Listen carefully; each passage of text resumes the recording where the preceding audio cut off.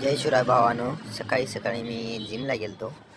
थंडी पडल्यामुळे मी मास्क वगैरे मस्त घालून स्वेटर वगैरे घालून तर घराकडे निघालो होतो. चालू घराकडे हळूहळू चालत, गाडी नसल्यामुळे चालतच जावं लागते.